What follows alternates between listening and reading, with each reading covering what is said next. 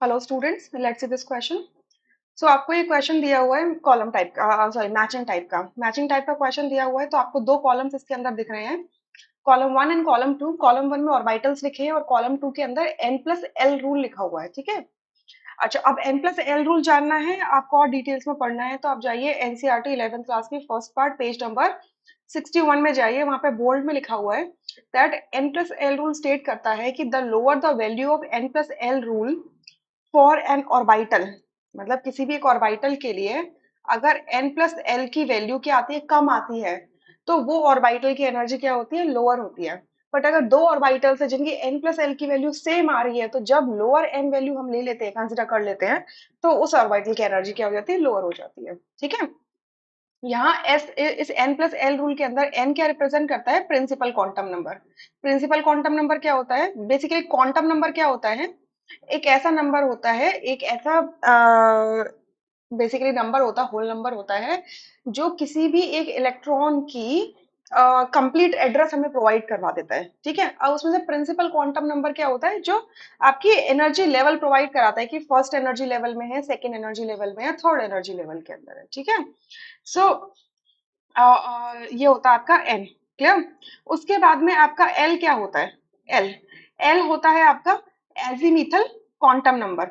अब ये एजीमिथल quantum number क्या होता है, एजीमिथल क्वांटम नंबर जो होता है, ये आपका जो सिस्टम होता है, मतलब ये जो आपका एक ऐसा ऑर्बिटल है, मतलब ऐसा क्वांटम नंबर है जिसका दूसरा नाम क्या होता है, orbital angular momentum. Orbital angular momentum और सब्सिडरी क्वांटम नंबर, बेसिकली इसका नाम क्या, ऑर्बिटल एंगुलर मोमेंटम है ना।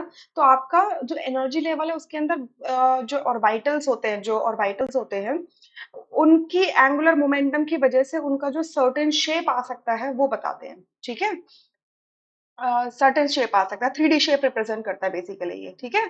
तो ये होता है हमारा एल। सो जो एल वैल्यू है वो अगर एल वैल्यू अगर 0 आती है, 1 आती है, 2 आती है, 3 आती है, 4 आती है, इस तरीके से, तो हम वो जो ऑर्बिटल लेते हैं, जो 3D शेप लेते हैं, वो क्या होता है, 0 मतलब एस, 1 मतलब पी, 2 मतलब डी, 3 मतलब एफ, 4 मतलब जी। इस तरीके से बढ़ते चले जाते हैं आगे। ठीक है।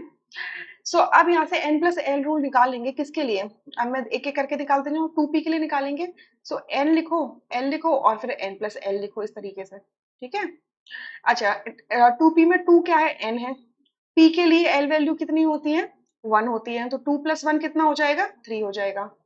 3p के लिए कितना हो जाएगा, 3 प्लस 1 दैट इज 4 हो जाएगा।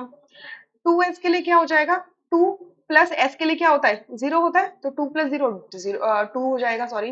एंड 3d के लिए क्या हो जाएगा, 2, सॉरी 3d के लिए n वैल्यू तो 3 होगी ना, 3d के लिए तो n वैल्यू 3 होगी ना, d के लिए l वैल्यू कितनी होती है, 2 होती है, तो 2 प्लस 3 5 होएगा।